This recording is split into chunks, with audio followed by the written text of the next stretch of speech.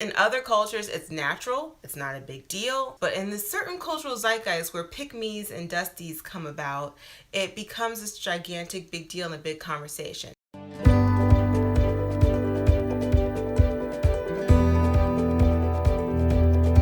Today we are talking about, I call the epic tale of Pickmes and Dusties. This thing that's been going on for a long time. It's in our cultural zeitgeist. People are always talking about this idea of women being Pickmes and men being Dusties. The reason why I want to talk about it today is because I find that people get really stuck in this idea.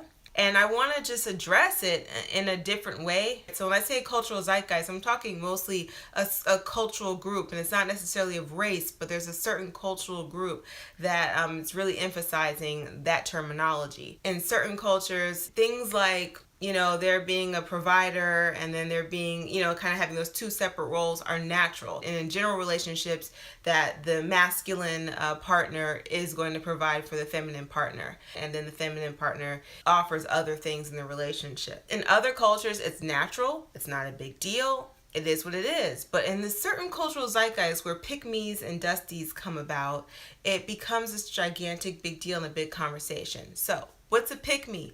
A pick-me typically is a woman who will put herself out there consistently wanting to be chosen by guys. And a lot of times you'll see this on social media a lot, which I think where the pick-me idea comes from, where a guy will put a post out, I call it a trap post, where something as like small as, hey ladies, do you like to grow your bush or shave it? And then there's going to be these women out there like, yeah, I'm all bald, or whatever. You could tell whatever they think is going to be appealing to that male and whoever put the post out. And then it gets deeper in the sense that a pick-me is also a woman who, sometimes you'll see those posts and where they're talking about struggle love. I want to ride or die, or are you going to hold down your man? That kind of thing. And then these women will be like, yes, I'll do it. I will ride or die. I'm going to hold down my man. People who put that out there, that they're willing to, support a man, feminine, willing to support the masculine in ways that traditionally we see masculine energy doing so.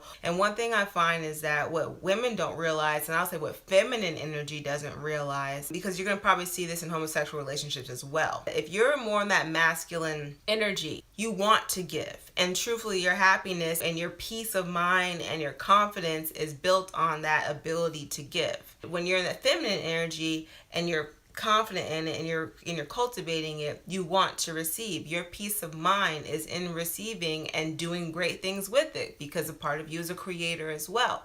So that relationship is actually very important for harmony. But we get so caught up now in trying to figure out who's a pick-me and who's a dusty.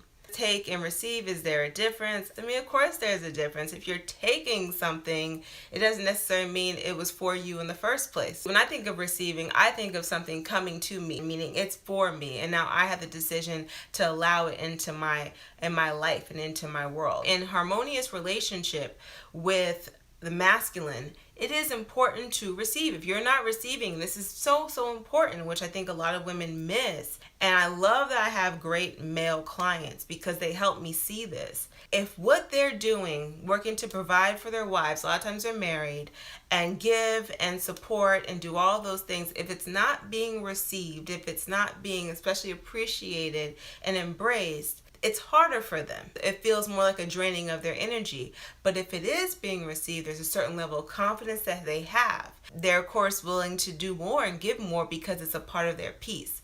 So, and the relationship becomes harmonious. And I've seen this over and over and over again. There's a part of us that has to be able to create. And that's a human thing, even though I talk about the feminine being creative, of course, but we all create in some way, shape, or form, especially working together. We have both energies within us. But in relationship, I find that it's very important as a woman to be in your feminine energy.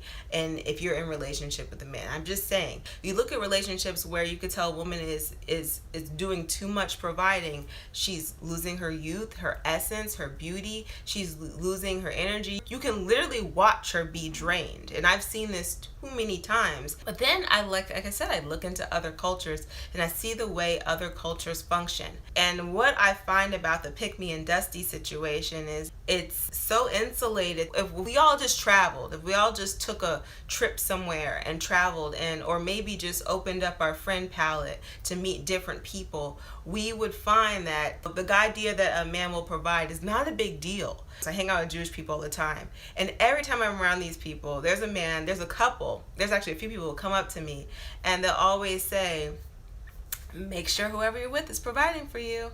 And they're couples, and I have couples that will talk to me about what their relationship is like confidently, and it's not a big deal for them. And then I look into this culture where people are so concerned about who's a pick me and who's a dusty, and I'm just like, well, why is this so foreign to this cultural group? There's this cultural group where that's somehow not commonplace or normal, and I think that's so profound. You go in Korea, for example, and a man will carry a woman's purse without a big deal. You'll see it so many times where a man is carrying a woman's purse down the street, where the women are very, very feminine, and that's a part of who they are. Part of their relationship is that man knowing that he's to provide. Women, though they may work, a lot of times it's not that hard. Yes, women will work very hard, but mostly if they're single. It's a part of the larger culture. It's written in the scriptures in many ways. When you have a culture where you want to call people kings and queens and gods and goddesses, oftentimes, and then they don't seek to define that for themselves,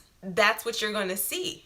And so what I'm saying here is let the pick-me's and the, what they call the sharkishas and the, but that's probably someone's really name. And anyway, let that exist. But what are you going to create? That's what we're here for, to be creative and to go beyond these narratives and these archetypes and create our own and decide magic.